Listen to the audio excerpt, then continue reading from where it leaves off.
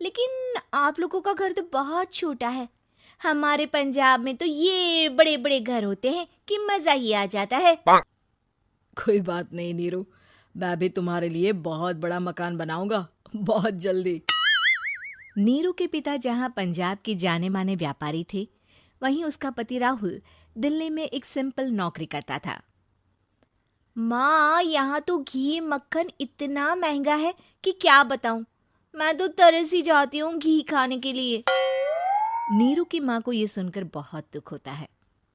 मेरी बेटी को घी नसीब नहीं हो रहा है और ये बहू यहाँ बैठकर घी में शक्कर डाल रही है। देख वनिता, मैं साफ कह रही हूँ, इस घर में जितना घी आएगा उतना ही मेरी बेटी के घर दिल्ली भी जाएगा। अरे, ये क्या बात होती है माँ जी? बेटी का उतना ही करो जो अच्छा लगे। अब क्या मायके से घी और मक्खन तक की सप्लाई करोगी आप? हाँ, मेरी बेटी किसी चीज को तरसे मुझसे बर्दाश्त नहीं होता। अब क्या था, नीरू के मायके में 2 किलो घी आता तो 2 किलो दिल्ली जाता नीरू के पास। एक दिन, माँ, बड़ी गर्मी पड़ती है दिल्ली में। इस घर में तो एक ही एसी है और वो भी ड्राइंग रूम में। सारा परिवार एक ही कमरे में सोता है। हाँ बेटा, वो तो हर घर की कहानी है। यहाँ भी एक ही एसी है। अरे बिल इतना आता है कि क्या बोलूं।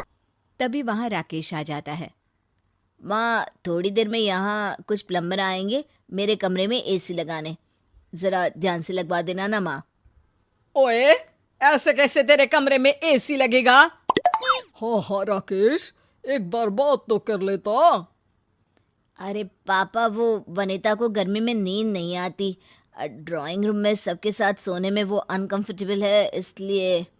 अरे पूरे परिवार के साथ वहां तेरी बहन नीरू भी तो सोती है। वो नहीं हो रही क्या अनकंफर्टेबल? समझ रहा है ना? अगर एसी लगेगा तो एक दिल्ली में तेरी बहन के कमरे में भी लगेगा, तभी तू लगा सकेगा।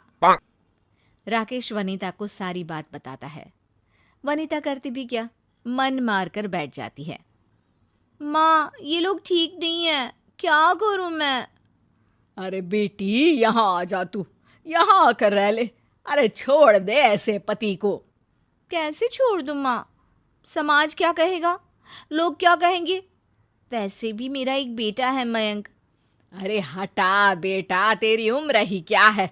इतनी परेशान रहेगी तो काम कैसे चलेगा? खैर, बात आई गई हो जाती है। माँ को लगता है कि नीरू ठीक है, तो वहीं नीरू के मन में एक ही लाइन चल रही होती है, यहाँ आजा। माँ ने तो बोल ही दिया है कि यहाँ आजा। बस मयंक थोड़ा सा बड़ा हो जाए, इन गरीबों को छोड़कर मैं वापस माँ के पास ही चली जाऊंगी। वो इसी सोच में बाजार में चल रही थी कि मैम, आपका दुपट्टा जमीन को छू रहा है। नीरू जैसे ही उस लड़के की तरफ देखती है, देखती ही रह जाती है। हाय रे, कितना सुंदर लड़का है ये। अब क्या हुआ? मैंने कहा आपका दुपट्टा। तो खुद ही उठाकर दे दो ना। लड़का समझ जाता है कि नीरू उस पर फिदा हो चुकी है। वो उससे उसका नंबर लेकर चला जाता है। अब क्या था, नीरू और रोहित में लगातार बातें होने लगती है। मैं हरियाणा का रहने वाला हूँ, यहाँ एक बड़ी कंपनी का मैनेजर हूँ। अच्छा, और कितने बच्चे हैं तुम्हारे? बच्चे? अरे मेरी तो शादी भी नहीं हुई है। तुम बताओ, शादी करोगी? नीरू शर्मा जाती है। अब लेकिन मैं तो पहले से ही शादीशुदा हूँ। मुझे फर्क नहीं पड़ता, बस तुम शादी कर लो, भाग चलते हैं। बहुत पैसे वाला हूं मैं, हमेशा खुश रखूंगा तुम्हें। नीरू रोहित से मिलकर सारा प्लान बना लेती है और फिर एक दिन घर से भाग जाती है। दोनों शादी कर लेते हैं। शादी के बाद, क्या बात है नीरू, तुम्हें परेशान सा देखता हूँ, सब ठीक तो है ना? हाँ हाँ, सब ठीक है।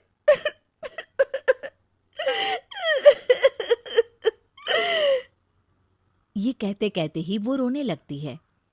अरे क्या हो गया, रो क्यों रही हो? मैंने तुमसे एक बात छुपाई है और वही बात अब मुझे परेशान कर रही है। रोहित, मेरा एक बेटा भी है, उसका नाम मयंक है। क्या बात कर रही हो? ये तुमने मुझे पहले क्यों नहीं बताया?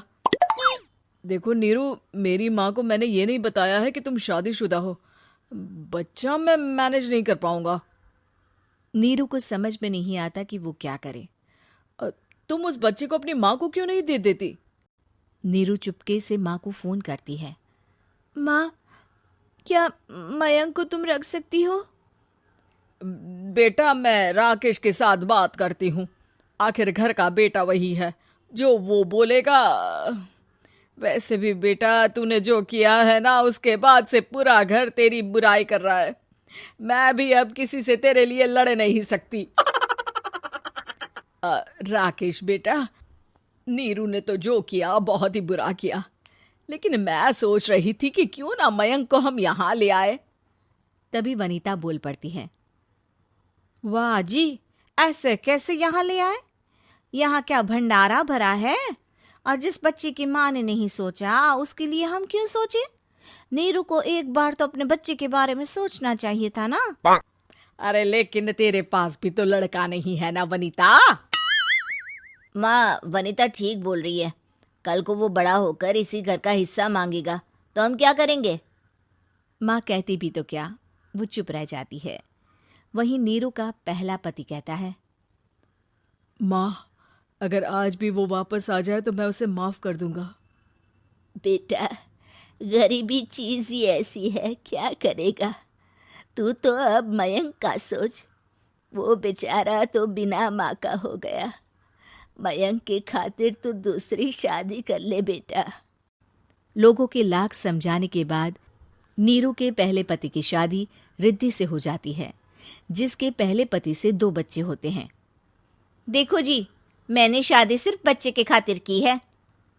मैंने भी शादी सिर्फ बच्चों के खातिर की है। वहीं नीरू के दूसरे पति के मन में ये बात घर कर जाती है कि नीरू एक मासूम बच्चे को उसके खातिर छोड़ कर आई है। अब देखो नीरू, मुझे लगता है कि जो औरत अपनी कोख का बच्चा छोड़ सकती है, वो तो कुछ भी कर सकती है। कल को तुम्हें मुझसे अच्छा कोई मिल गया तो तुम तो मुझे भी बाय बाय कर दोगी ना। नीरू को अब उसका दूसरा पति ताने देना शुरू कर देता है।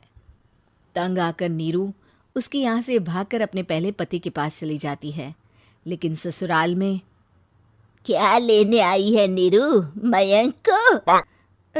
नहीं नहीं सासू माँ, मुझसे गलती हो गई, मुझे माफ कर दीजिए। नीरू, अब वक्त खत्म हो गया है, मेरी शादी हो चुकी है। तो छोड़ दो ना उसे, हमारा बच्चा है। मैं आपको अपनी माँ नहीं मानता, मेरी नहीं मान तो बात अच्छी है।